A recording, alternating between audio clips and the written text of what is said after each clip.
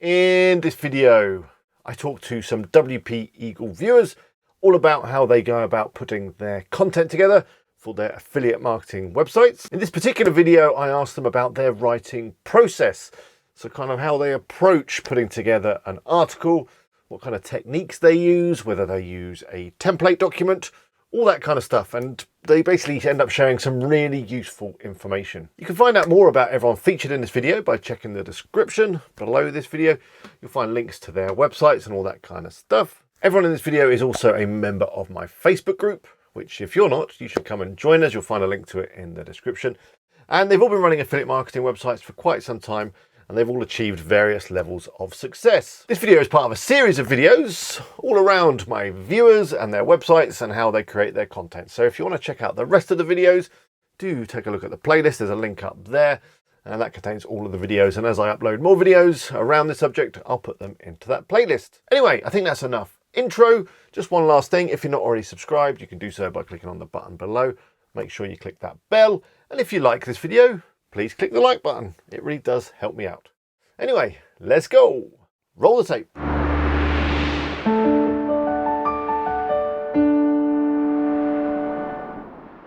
What is your writing process? I mean, does it involve just kind of brain dumping everything that you know, or do you do some research? You know, how do you? Yeah, so some of it, I think it's important that you can write about something that you're interested in. It is for me anyway. Yeah. I have another site that's all about dustbins. I actually got the idea from one of your live streams, and I went out and registered a domain, and I wrote 5 articles about trash cans, how to keep them clean, where to store them, what to do if you get maggots in them. And after 5 articles, that was it. I literally binned it. I thought I can't carry on with this. This is all rubbish. This is it's all rubbish is garbage, by the way, for America. I think it's important that, for me at least, that you have an interest in it. Sometimes I can just brain dump it if it's a subject that I know something about quite well, such as how to train your dog to sit down. Yeah. But then other things I will go away and research. So, for example, the teeth example, I'll go off and I'll look at some of the questions, I'll Google them, I'll visit other sites, I'll see what they've written about, what their subheadings are, whether I can, and I don't adopt plagiarism, but whether I can sort of take some of that information and adapt it into the subject that I'm working with. So I'll use the research as a way to get information, but also to look for ideas as well. And I'll look at other pet sites. So, for example, if somebody's searching for can cats eat fruit, well, I'm not really interested in cats, but it gives me an idea for dogs. Can dogs eat fruit? And if can, then what types of fruit can they eat, and what is safe for them and what isn't? Okay. So it's a combination of the two, really. And do you have a kind of a template or a structured sort of document that you use? I mean, you mentioned that you obviously lay out your subheadings and break it down so that it makes it a lot more easy to start when you know you only have to write a couple of paragraphs for each subheading rather than trying to write the whole article in one go. But do you have a document or anything that you use for that? Maybe or not. No. Some people do, some people don't. Yeah. No. The only thing I use is the tracker that Carl provided, just to keep track of the That's posts. really handy, yeah. So you just got a spreadsheet with a list of what you're writing, what you've written, what you've published, that kind of thing. Yeah, because I've found that now I've got to over 50 articles. I'm having ideas, but I've already written about them, so I needed to do that. And I also use the spreadsheet that Doug Cunnington provides for the keyword calculator. His generator tool, his free spreadsheet that he uses for that, just to help to keep track of potential posts. But generally, what I tend to do is when I come up with an idea, I'll just put the title into my site in WordPress and just save it as a draft, and then I'll go off and think about it. Okay. I've probably got about 60 titles there at the moment that I need to sit down and think about. Some of them I'll throw away, some of them I'll combine in with others, and then when I find time I'll sit down and write about them. Come on to that. What is your kind of writing process? Do you dictate, or do you have some kind of ritual you go to, or do you use a template or a structured document? How do you start putting articles together? I do have a document in my office. I'm not in my office at the moment because last time we spoke, you saw how untidy my office is. So can't be any more untidy than mine. The lounge, I've put a white screen behind me. I've got light in front of me. But in my office, on the whiteboard behind me, I've got magnetic pins, and this document about that thick, which is now on the whiteboard. And every time I write an article, down it comes. How many words is that section? Right. Okay. Where does that come? Where does my snippet go? How do I?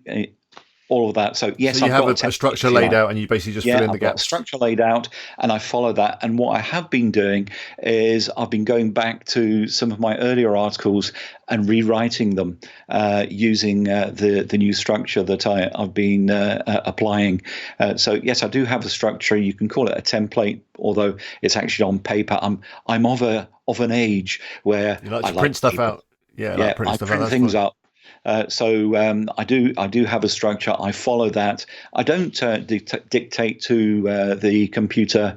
I have done once or twice, but generally I'll sit down and I'll type. And then something that's very, very important is don't just then sling it out onto your website. Go back and read it. Leave it for at least an hour. A day's better, because you'll go back to it and you'll go, what the heck is that? Well written, yeah. Again, you're not the first person to have said that on these calls, that leaving it and then coming back, it's like having a fresh pair of eyes on it.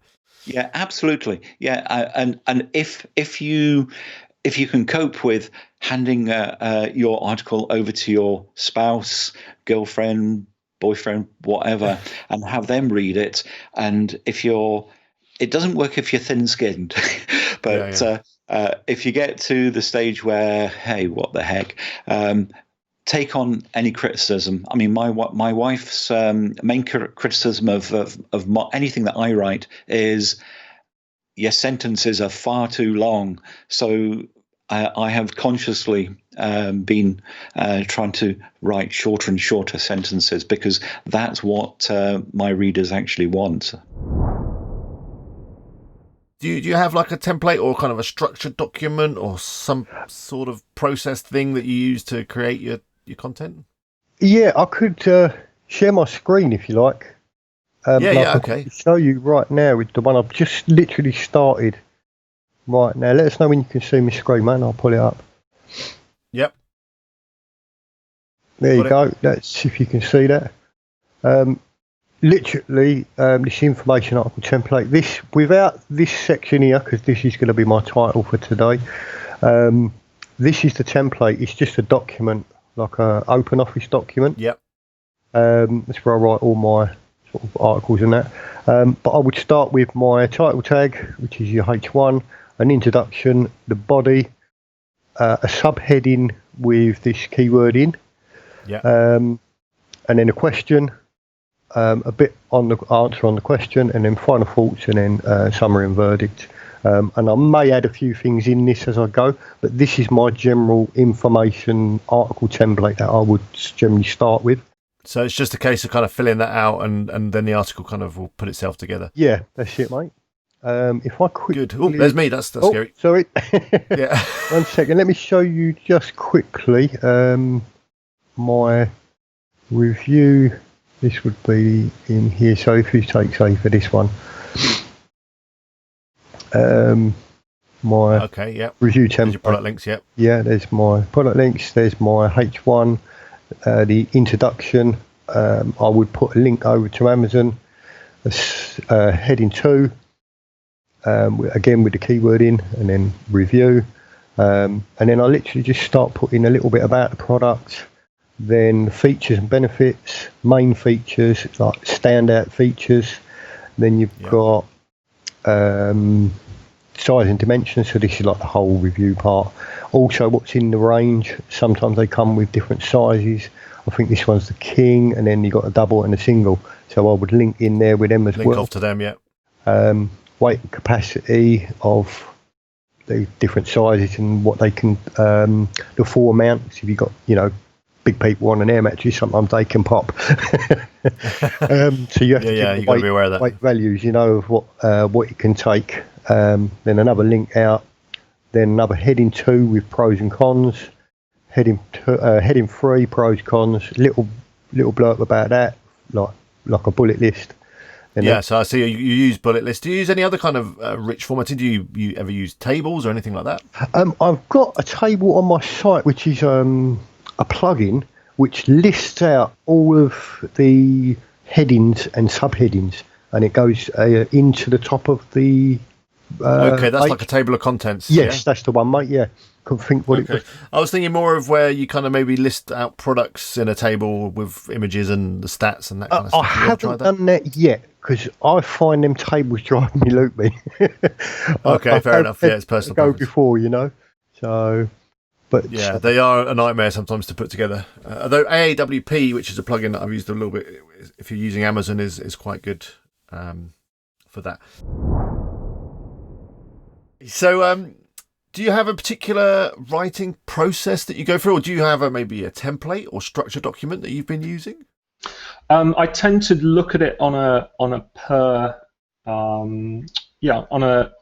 per case basis. So if I was doing a content about roof racks, those sets of questions that I would answer would be very different from a pet website, for example. But I'd also look at the purchase intent as well. It's very important to look at how someone, let's say you found a whole load of really good ideas with lots of volume around roof racks, and some of those questions might be relating to, a best review for the best roof rack for a Ford Focus, and that's going to be very different from a question or several questions about where do I store my Ford Focus roof rack, or how do I clean it, or where can I buy spares? Because one hand they haven't actually bought that product yet, and another one they might be already own it, maybe. Yeah. I've had numerous instances in my career where I've had these websites or specific pages on websites that have got really good traffic, but the intent is it's like they already own the product. I can't do anything with that traffic at all. So always resist the urge just to help people. No, say that right. Always resist the urge to go after those impressions and clicks, because if people aren't buying afterwards, all you're doing is getting people to your site that aren't planning on doing anything. It can be good in the short term, but otherwise, you need to focus on the people that maybe are looking to buy rather than the people that are buying. I mean, I'm sure that traffic is valuable, but you need to, you can't try and sell them a roof box or whatever if they've already got one. But there might be something you can sell them a storage system, of course. It's a lot harder. People are very fickle. They just want that answer right away. And unless your brand is absolutely killer and you've really nailed that, so they're going to come back because they recognize your URL in that search result, then really just focus on helping people with those specific problems. Ignore the traffic. I'd rather have 10 people on my website that I know are going to buy rather than 1 million, because believe me, it's going to cost me way more in server hosting and everything else, and also scratching my head looking at analytics, wondering why things aren't going right. So So you don't have a document as such that say maybe got like little blocks that says introduction, 200 words, main heading, subheadings, product table, YouTube video, whatever. So then you just kind of go through and fill in the blanks. No, nothing like that specifically. I would always look at it on a per case basis. Okay. But obviously we know from Google, from things that they've said, that things that appear at the top of the page are typically more likely to be the focus of the page. If you can solve their problem within that above the fold in the screen, without them having to scroll, then great, if it's compelling enough. One point to note is to put named anchors throughout your website. If you've got a 2,000 word document on your site, and Google wants to send people to that page, to a specific portion of it, if you put IDs in the headings or just broken up, it means that Google can do jump to links. So rather than just send someone to the top of the page, they can actually jump to the portion which is relevant. That's relatively easy to That's a good tip. Yeah, and with page builders like Elementor and stuff, it's very easy just to add an ID. There's a box there to do that. And I know a number of people are running things like a table of contents plugin again that will add those kind of anchors. Interestingly enough, you can actually, if you go to Google Search Console, you can actually just put a hash in the page URL filter, and it will tell you all the pages where Google has sent. Doing like one of those deeper internal jumpy type anchors. So not just the page that people go to, but which specific portion. So it can actually help you. Let's say they're all going to the bottom of the page. You might want to go back and review that page and think, well, I should move it to the top a bit more. Yeah, near the top, because that's obviously important. Yeah. Yeah. So that's one option to sort of bear in mind. Okay.